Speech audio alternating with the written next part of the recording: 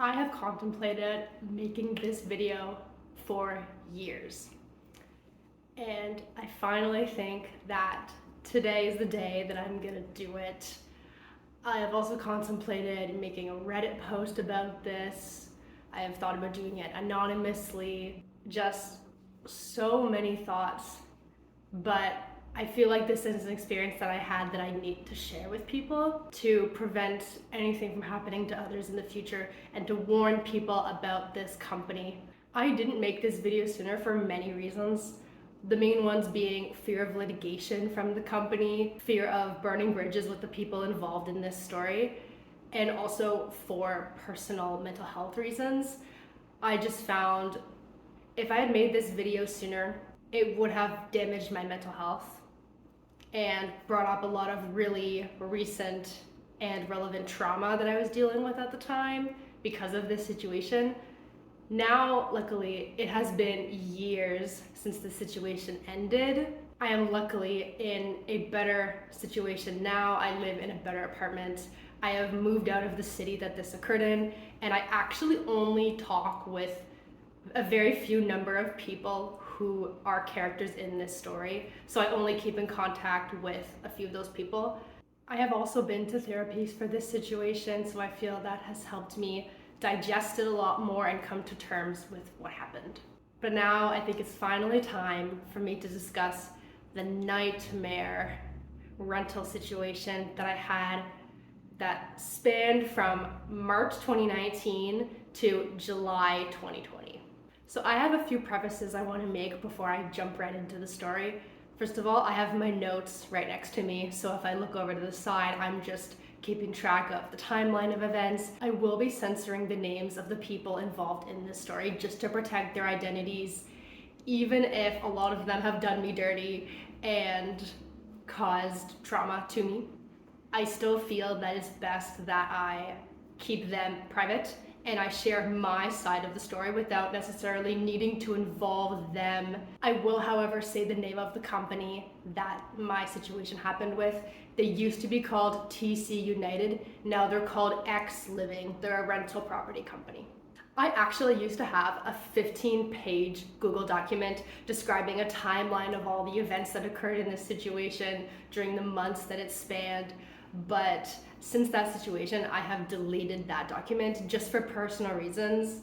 In fact, I've actually wiped pretty much all evidence of this situation ever happening to me from my emails, from my Google Drive, from any texts or calls that I had with the people involved, just for trauma reasons.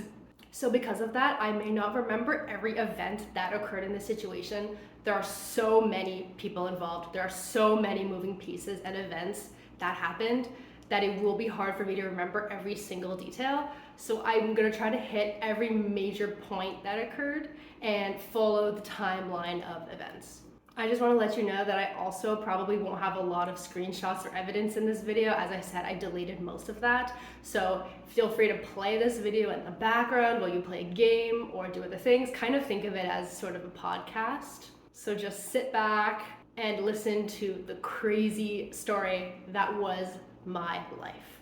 So before we jump right into the story, I want to introduce the characters involved. First of all, of course, yours truly. Second of all, we have my roommates. So we're gonna call them A and K in this situation, all right? I'm just gonna be calling everyone by a letter. Next up, we have the rental property manager. So we have O and members of his team. We also have B and E, who are lease transfer candidates or sublets in this situation. And then we have A's dad. So as I said earlier, A was one of my roommates, so we have her father involved in this situation. And then we have T, who at the time was my partner, and T's roommates. So to begin, our story starts in March 2019. Me, A, and K were looking for a rental together.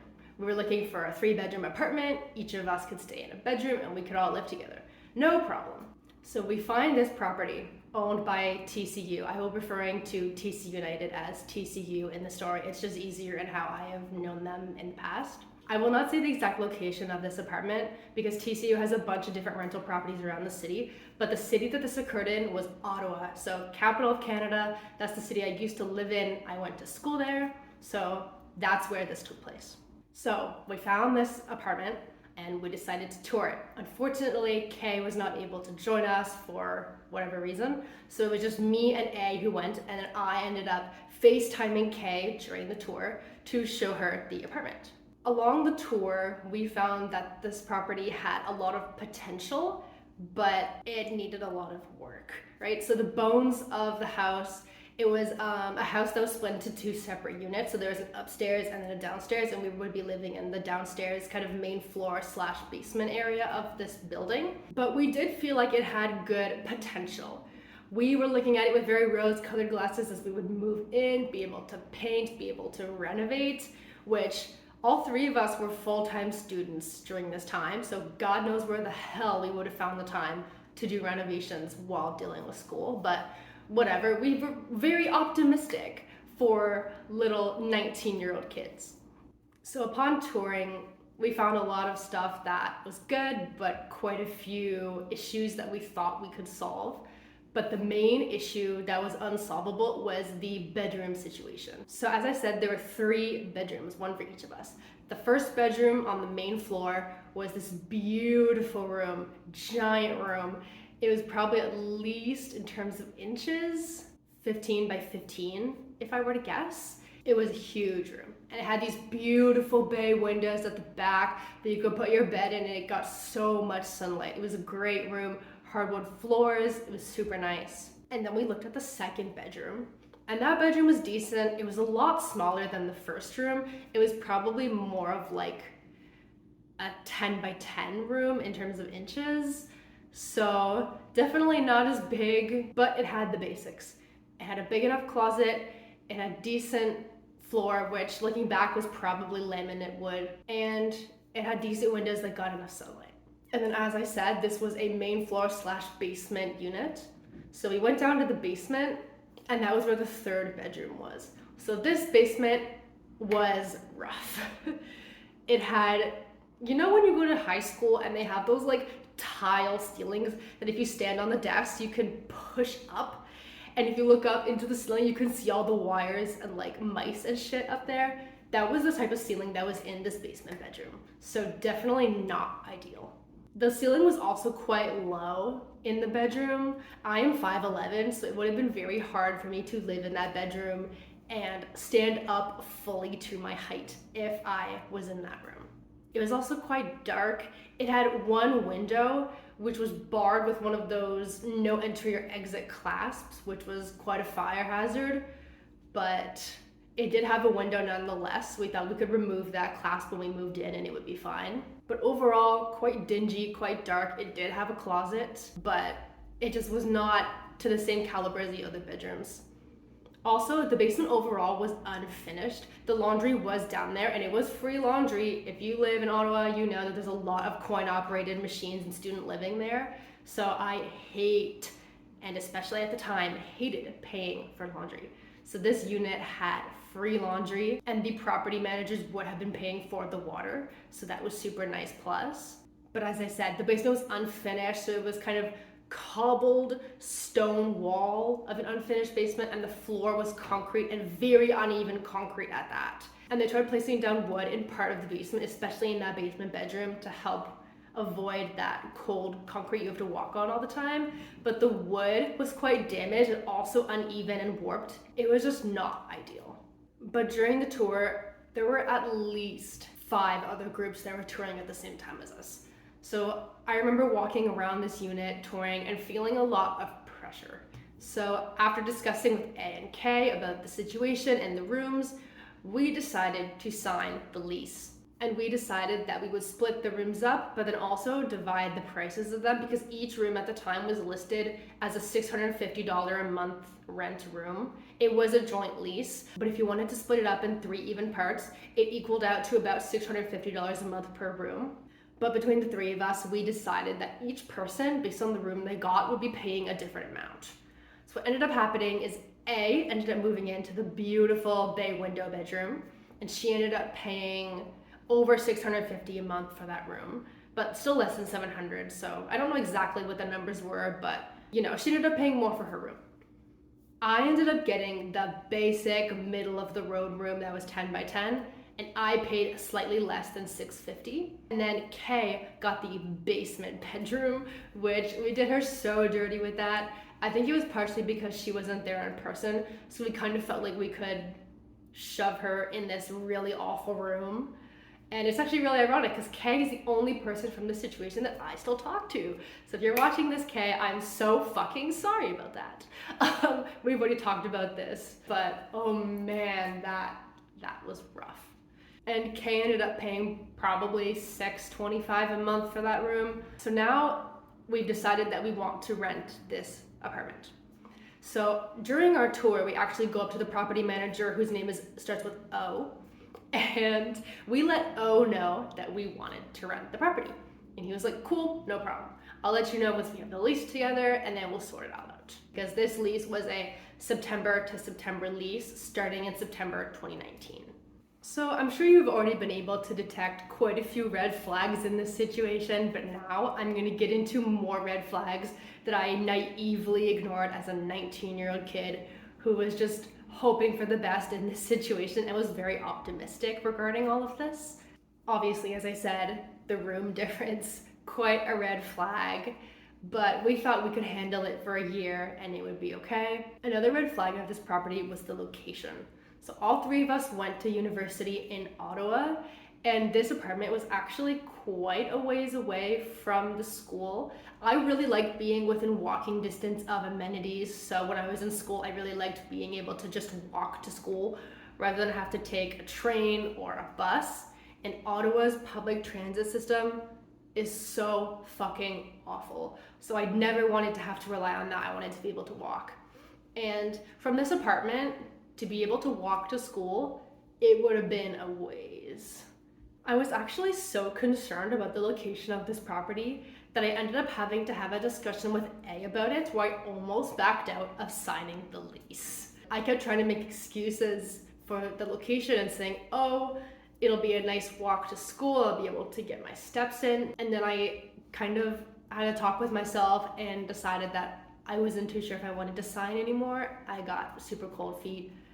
But after having a discussion with A, she basically convinced me to sign the lease. I wouldn't say now that she manipulated me to sign it, but I definitely feel like if I had made my own decision, I would not have signed the lease. Another red flag I had was there seemed to be early on some roommate clash occurring between A and K in this situation. I had already lived with Kay before for 2 years, so I knew her and she knew me and we knew what our living dynamic was like. But A was a new person being brought into our situation.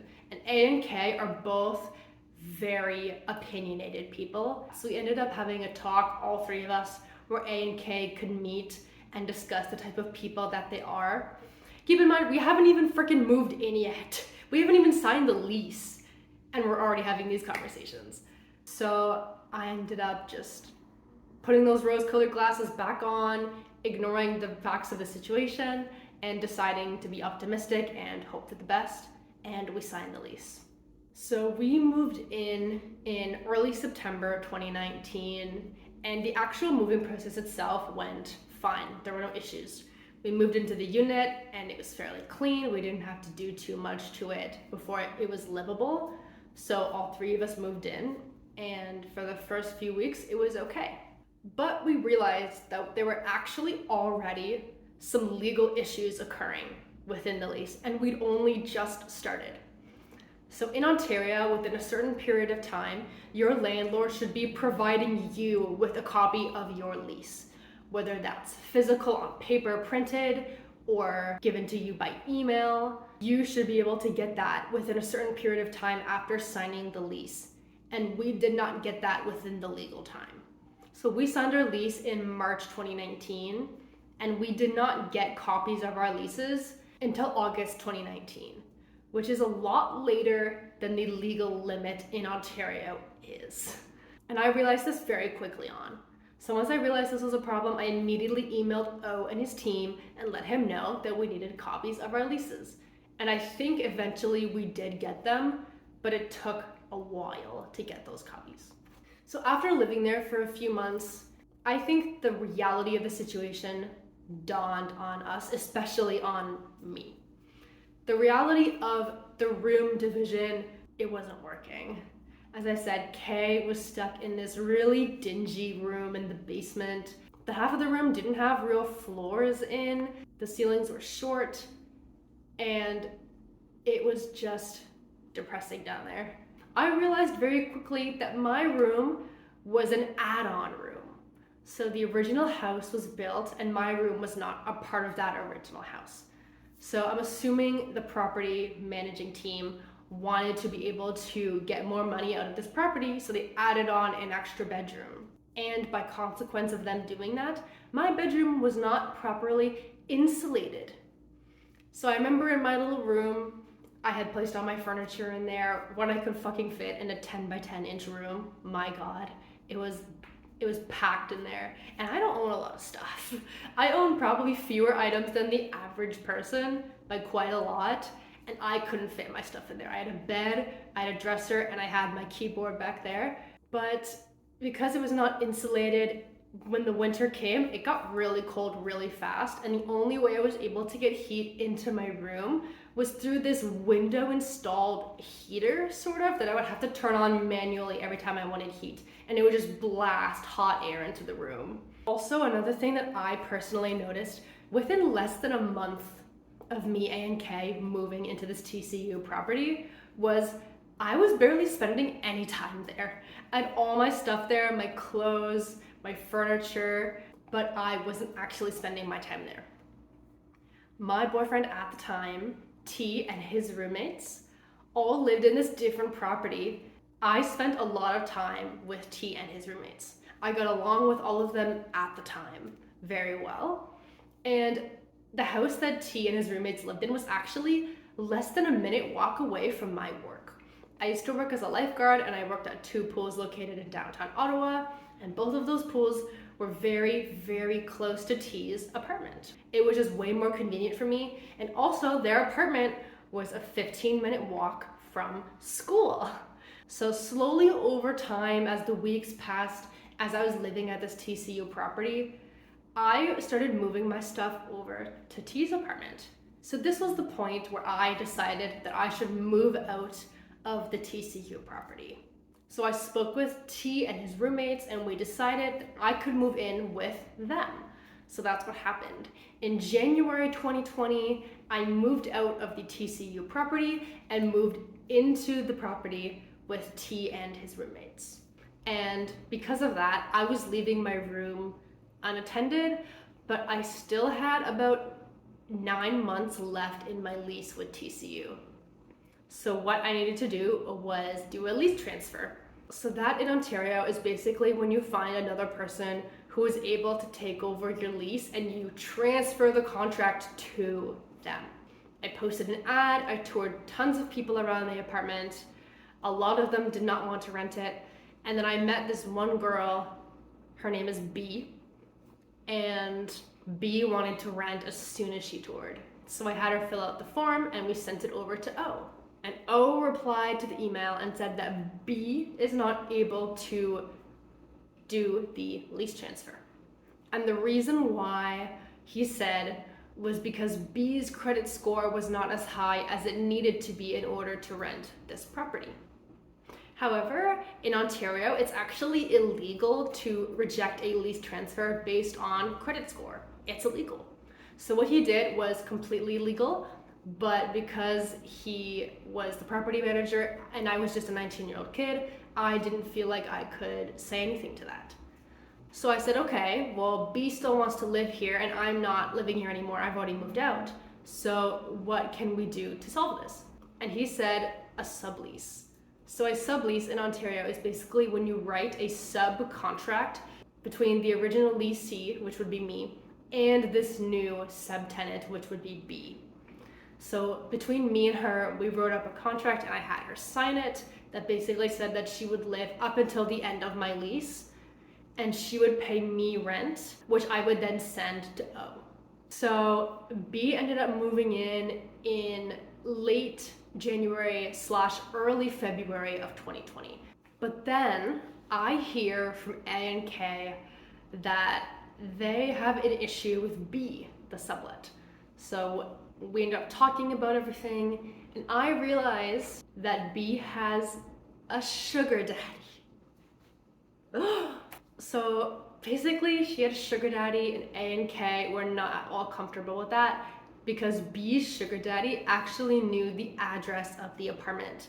So the four of us ended up devising this plan where we would find a way to break our lease with O and with TCU. So after doing some research, that was the time when we found out that rejecting a lease transfer candidate based off of a credit score check is illegal in Ontario.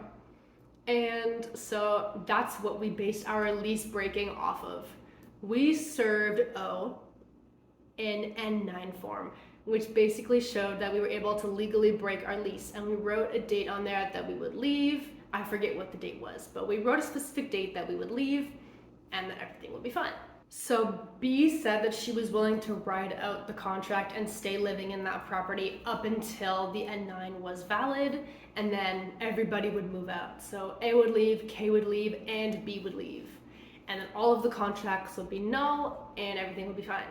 And this is where A's dad starts to enter the situation, because A's dad is a lawyer. I will tell you, he is not a landlord and tenant board lawyer. I forget what type of law he practiced at the time, but it was not actually the type of law that we needed. But he really inserted himself into the situation around this point. So that's what we did. We served an N9 form to O and TCU, and they basically ripped it in our faces. Yay! So that was not good. They basically replied to our email saying, no, we're not gonna do that, which is very illegal. And as we said, we had the legal right to do what we did. We had the legal right to serve him that N9 form based off of the credit score rejection, which is illegal to do in a lease transfer, but they refused to acknowledge that we were in the right. So at this point, we're in February 2020. So O replied to our email basically saying that the N9 form is not valid and we must continue our lease and we all must continue to pay rent. So at this time, I get a message from B who lets me know that she is leaving. So she says, I'm giving you 30 days notice as of today that I will be leaving the property. And I told her, you can't do that because you and I have a contract that states that you have to stay until my lease is done, which is in September. So you can't just drop this news on me in February and tell me that you're leaving in March when you're supposed to stay until September. And she basically told me to go fuck myself. But I remember she sent me all of those messages while I was in the middle of class, and I thought that everything was finally calming down because we'd served the N9. And then just before that, I had received the N9 rejection, which was putting me on edge. And then B comes and tells me this news, and I had to leave class, and I was crying in the hallways of this building. But I didn't feel like there was all that much that I could do. B moving into the situation just added in a lot more chaos and put A and K a lot more on edge. So I ended up deciding to just let B leave. So B leaves, and I post another ad up online for the room. I do more tours, and then I find a new person to do a lease transfer. Her name starts with the letter E. Same thing happens with E as what happens with B. We try a lease transfer. We submit it to O. O rejects it based off of credit score. That is, again, not legal to do. He has no legal right to do that. So I say, okay, what can we do to get her to move in? And O says, sign a sublease. So I do. I sign another sublease with E between me and her that says that she will pay me rent, which I will pay to O. So E ends up moving in now to my room. But this funny little thing happened in March of 2020 in Canada, You may not have actually heard of it. It was kind of on the down low, so a lot of you may not actually be aware of it. It's called COVID-19. COVID-19 fucking happened. So this girl moves into the property. Less than a month later, COVID hits and she loses her fucking job. And of course, she's got no savings. So guess what? She has no money to pay me for the property. And she's telling me that there's a rent freeze going on in Ontario now, and landlords can't legally make you pay rent, which wasn't necessarily true. So she was screwing me out of rent because she was saying that she was in the right to not pay me rent, even though she was not in the right to do that. So I was paying for her to live in that property, but she wasn't paying me. But also I had covered myself because I had made her pay me 1 month of rent up front. So for the last month's rent, she paid up front. So that actually ended up covering the month that she didn't pay me. So everything worked out in the wash. She ended up actually not owing me any money. So at this point, roommate tensions are rising at a crazy rapid rate. Kay and I are all extremely individually stressed because we're all still full-time students, and a lot of us are dealing with work or internships or just other factors in personal life. And then on top of all that, we have to deal with O and TCU. So our relationship between the three of us was definitely starting to falter. You could feel it. It was very tense. And again, I was living with T and his roommates at the time, so I wasn't seeing them in person very often at all. It was very hard trying to communicate with them over messages and calls only, and it was extremely stressful. So at this point, A ends up going to meet with a real lawyer. So of course she'd gotten her dad's advice on all this, and he said that we were 100% in the right, but the three of us, me, A, and K, wanted a third-party opinion. So A ended up going to a pro bono lawyer associated with the university campus and got a free legal consultation on our situation. And the lawyer told us that we were 100% legally in the right. Everything we were doing was correct. We'd served the N9 form properly, and everything we were doing was fine, and O and his team had to let us leave. Because of that conversation, we ended up sticking to our guns and enforcing the N9 with O. And it was at this point that A stopped paying rent. So as I said, the three of us were in a joint lease.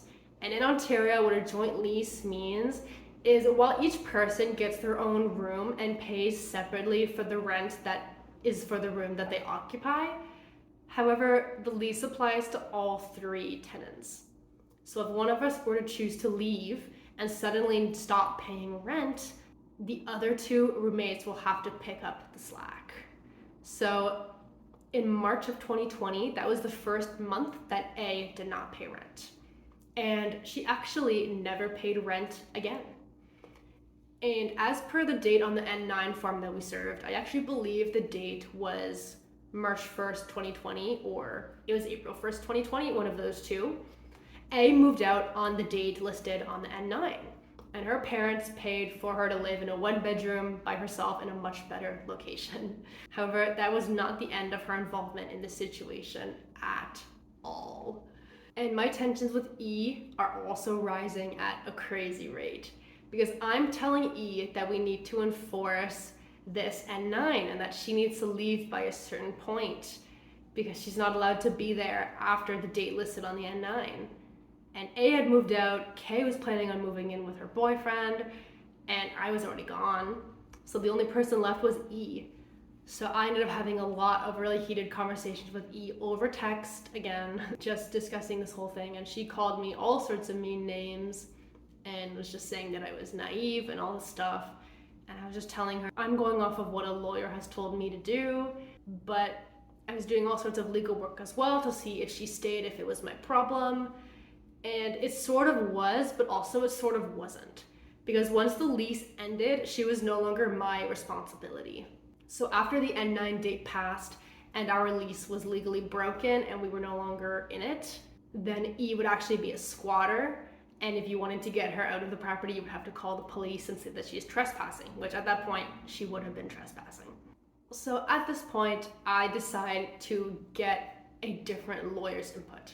So I end up finding a private paralegal who will talk to me about the situation, give me a free consultation, and that's what happens. I ended up recording the entire thing, which I later sent to A, K, and A's dad. But I recorded the whole thing, and in it, I basically discussed with him, are we in the right with this N9? And he said yes. I told him about all of the little nitty-gritty details of the situation, as much as I could fit in a 30-minute free consultation time frame I told him about. And he told me that I was doing everything right. And at this point, I am just feeling so conflicted because O is telling us and basically gaslighting us, saying that we're doing the wrong thing, saying that they have every right to sue us or whatever, which is not true. But every other opinion I'm getting is saying that I'm doing the right thing. So at this point, A's dad decides to kindly let us know that he can no longer help us with this situation.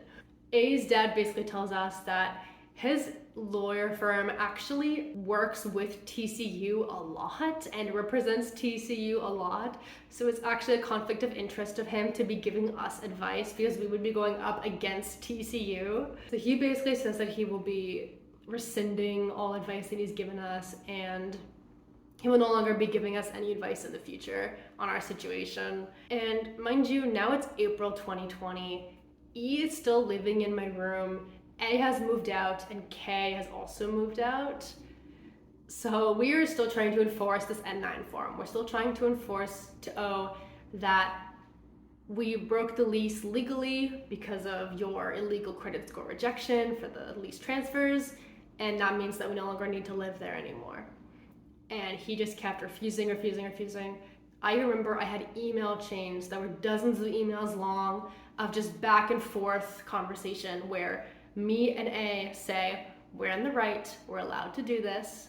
And O replying saying, no you can't, you have to keep paying rent and you have to stay till September. And again, A had stopped paying rent in March. So as the weeks went by, as the months went by, the rent that she wasn't paying was starting to accumulate.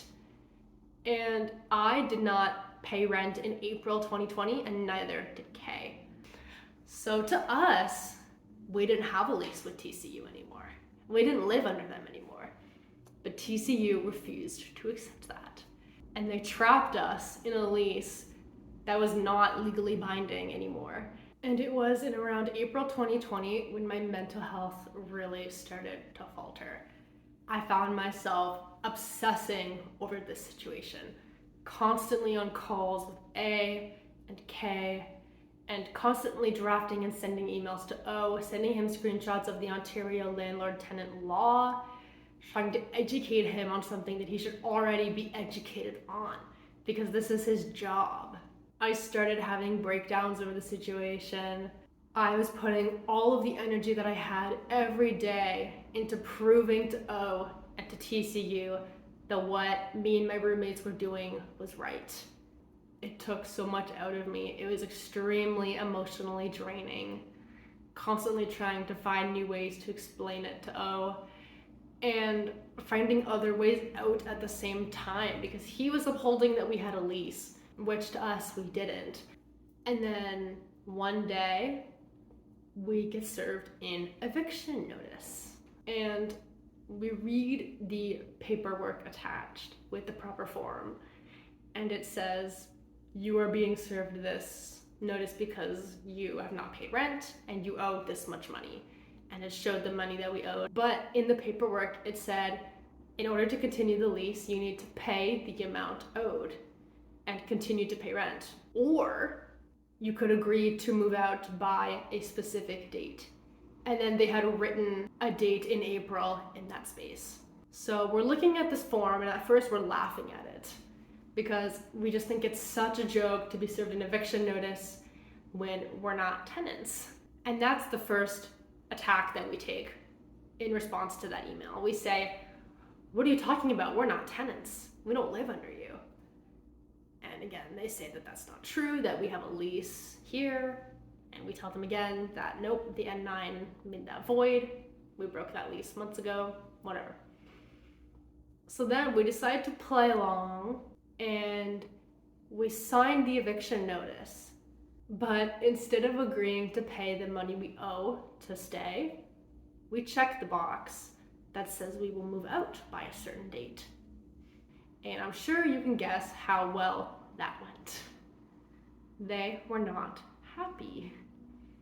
They wanted us to pay the money that we owed, but also get out, because they were starting to see that we were a problem. And they wanted us to get out of the unit as soon as possible so that they could clean it and then put it right back up on the market for the next group to move in. So at this time, I was perusing Facebook Marketplace looking for new apartments just cause, looking at stuff online, and I actually found the TCU apartment that we were fighting over on Facebook Marketplace. It said available as soon as possible. So they'd put our apartment back up on the market, even though they were claiming that we still lived in it. What is going on? And the funniest part of this was they had increased the rent. We did the math and they'd increased the rent from $650 per room to over $700 per room. That I remember seeing that and wanting to laugh and also wanting to cry at the same time. So as I said, we signed the eviction notice, we sent it back to them. They were not happy about it. And this is when I sent another message to E, because she was still living there, and I let her know that she needed to move out because we were being evicted. And she kept telling me that my lease with her was separate from my lease with TCU, which is not true, because if I don't have a property to live in, I cannot rent it out to you. She didn't seem to understand that concept, and I tried to explain it to her and she just kept getting mad at me. So she refused to leave. So I was like, okay, whatever. You're gonna be a squatter, just letting you know. And she seemed okay with that. So that was the end of her, I believe. Because like I said before, the money that she owed me came out in the wash. So she actually didn't owe me anything. And then I remember A sent me a screenshot of a Facebook post that E had made on her personal Facebook page that said that she was looking for someone to help her move in early June 2020. So that was pretty funny. So she finally, I guess, knocked some sense into herself and realized that she needed to move out. That is the end of E, and that is the end of the subletters in this situation. Thank God. As I said, we've submitted the eviction notice response that says we'll be leaving, and that's what we do. Everyone's gone. A hasn't lived in the property since March. I haven't lived in the property since January. And K moved out, I believe, in around March or April as well. So no one's lived in this property for months. O and his team reject our eviction notice response and tell us that we have to pay rent. So we just keep saying no, that's not true. And they say, yes, it is true. And the back and forth continues. And the funny thing is, we end up actually getting 2 more eviction notices. I think we get one in May and we get one in June, if I remember correctly. So now we have 3. And I don't think we ended up answering those 2 because we were upholding the initial eviction notice that we had received that said we would move out by a specific date, and we did. Another funny thing is our lease actually ended August 29th, 2020. Like I said, it was a September to September lease, but you have to move out by September 1st of the first day of the year period. So our move out date was set to August 29th. And the funny thing was, on the 3rd eviction notice, the date that they inserted that they told us we needed to move out by was August 31st, which is 2 days after our original lease from March 2019 would have been expired. What's up with that? That's so fucking dumb. So we're upholding our N9, but obviously they're not accepting that. So we just start upholding this first eviction notice, and we're not paying rent. So the rent money starts to accumulate. And then by June 2020, we are $5,000 in debt to TCU. A lot of that money came from A. I'd say about 3,000 of those, I'd say about 3,000 of those dollars came from A. And then I contributed about 1,000, and then K contributed about 1,000. For me personally, a lot of not paying the rent came from the principle of it all. Because I knew that we were right. I knew that we were doing the right thing. I knew that O and his team were so corrupt and in the wrong that I just wanted to get justice and know that we were doing the right thing. But he just kept threatening us and claiming that there was this debt mounting against us for thousands of dollars that he said we owed. At this point, it's June 2020. We have been dealing actively with this situation for about 8 months now. But as I said in the beginning of the video, the red flags and the issues had been mounting since March of 2019. As I said before, my mental health was really struggling. And I remember sitting and spending hours talking with T's roommates, telling them about the whole situation, and they were all agreeing with me and trying to root for me, but it just always felt like it was pointless because TCU would always come back with a rebuttal, and they would always tell us that we were doing the wrong thing. So it was very demoralizing. So it was around this time I got a call from my parents. And my parents tell me over the phone, this isn't worth it anymore. This situation, we have watched it drain you. We have watched it ruin your life.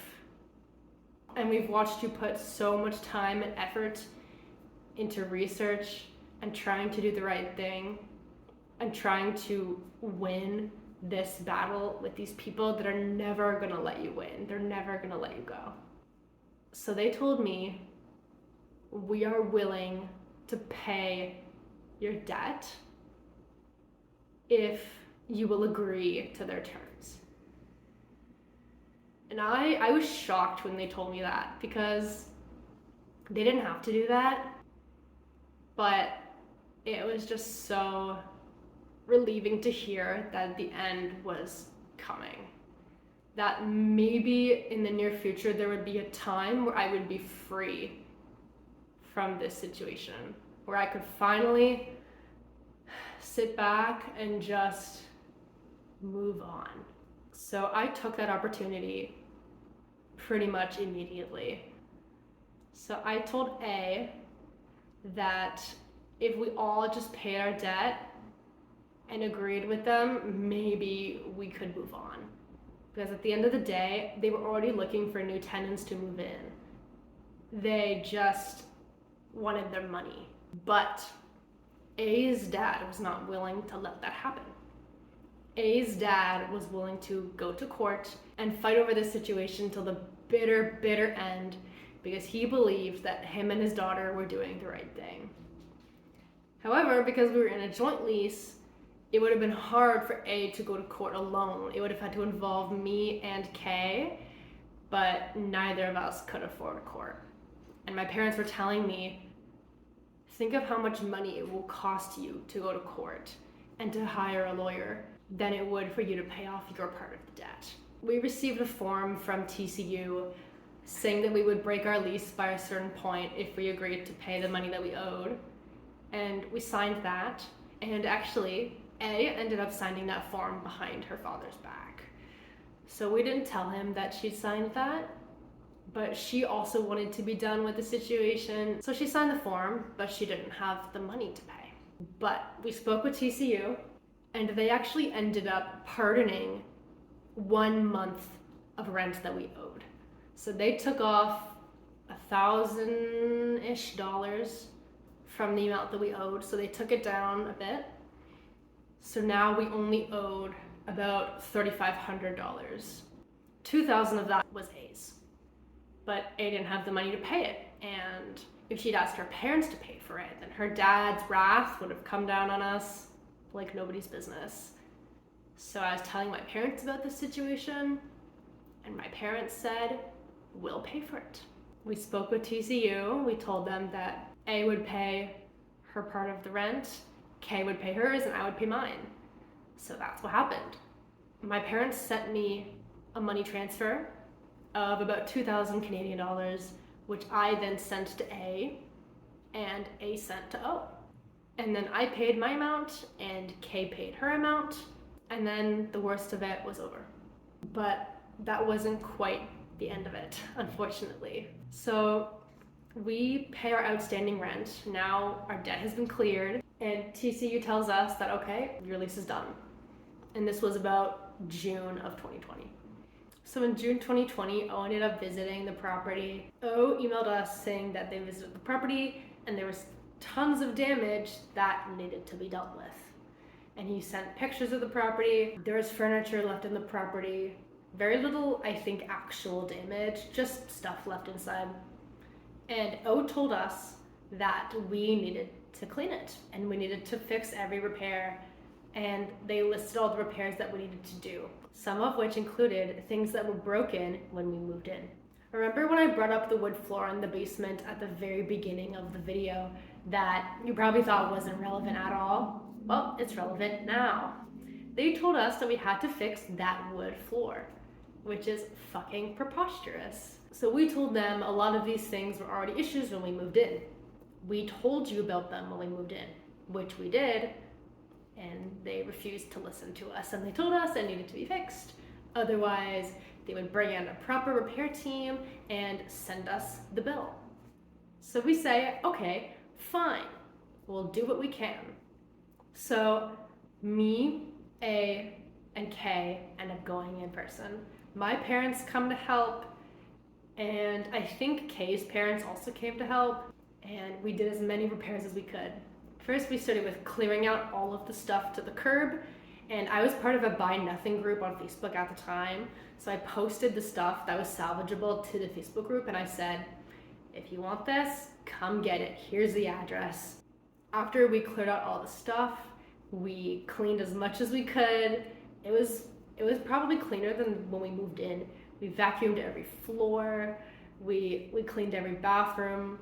And I remember one of the doors was really messed up in the apartment, and my parents were trying to fix it by gluing more wood panels on it and then painting over it to make it look like a normal wooden door. But my parents ended up fixing it and making it look great. I still have a picture of the after of the door, which I'll post if I find it. It was so funny.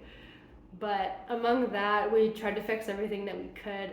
We actually took super glue and tried to super glue the wood floor to the concrete. But again, the wood floor was warped and raised because of water damage from the unfinished basement. So that didn't help a whole lot, but we tried our best. And once we were done fixing and cleaning everything, we left for, I believe, what was the last time. And we emailed O and his team letting him know that we were done. And I took a video of the entire property once it was finished being cleaned right before we left, just to show to O in case anything happened. And that was pretty much the end of it. I sent a final email to O in early July 2020. So I sent him an email around that time that basically said, are we good? Are we finally done? Can we finally stop emailing each other? And in true TCU fashion, they didn't give me what I wanted, and I never got a reply email. And then after that, I think I blocked all of the emails from O and his team, and I kept all of the documents, evidence, pictures and videos and voice recordings that I took during this time. A lot of them were saved in group messages and group chats that I had with K and A, but over the years since this incident, I have been slowly deleting everything, deleting every message, video, email. Just again, for mental health, I wanted to disassociate myself from the situation once it was over and move on. So where are we at today? So the only person from that situation I still talk to is Kay and my parents. Every other person involved, I no longer associate myself with. And also, just to make it even funnier, I still have not seen the money that my parents gave to A. I stopped asking for money from her probably about a year ago.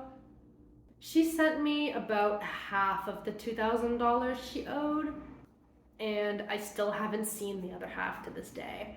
My parents told me that if this is what it costs to free me from this situation, then it's money well spent. But that, from what I can recall, is the end of the story. It was a crazy, awful experience. I hope nothing like what happened to me happens to you. I hope you never have to deal with anything like this, because truly it was awful. Emotionally draining, mentally draining, just so draining on so many levels. And there were so many people involved that I had to keep up with at all times. There's always an email that I had to respond to from O or his team. I, at a very young age, had to learn the law very quickly. I did go to school for law partially, so I feel like that helped me, but I had to learn a lot of it very fast at a very young age. I, at 19, knew more about landlord and tenant law in Ontario than the average 20-something-year-old that I met at the time, which is kind of sad. I only learned that because of the situation that I was in, and I needed to protect myself. So if you can learn the basics, if you're renting, of landlord-tenant law in your country, state, province, territory, county, anything like that, I would highly recommend doing it, because it can save you a lot of trouble down the road and also allow you to more easily see red flags when you're touring. But if you made it to the end of my story, thank you so much for listening, because this is probably going to be a very long video. I think I have over an hour of recorded footage that I have to go through now for this. I really did feel compelled to tell this story for a very long time. Like I said, I've told friends this story a lot in a much abbreviated version. Now it feels kind of good to finally tell the story in a format that I wanted to tell it, and hopefully, even if it helps one person and stops one person from signing a lease that they had red flags about or that they were apprehensive about, even in the back of their mind, that's worth it for me. And unfortunately, this is not the only landlord-roommate situation that I have dealt with. I had a bad landlord before I lived with TCU, and I had a bad living situation after I lived with TCU. If you think that TCU is the only story that I have to tell about bad landlords or bad roommates, you've got another thing coming, let me tell you. So if you want to hear about any of those other stories that I have, I will happily let you know about them.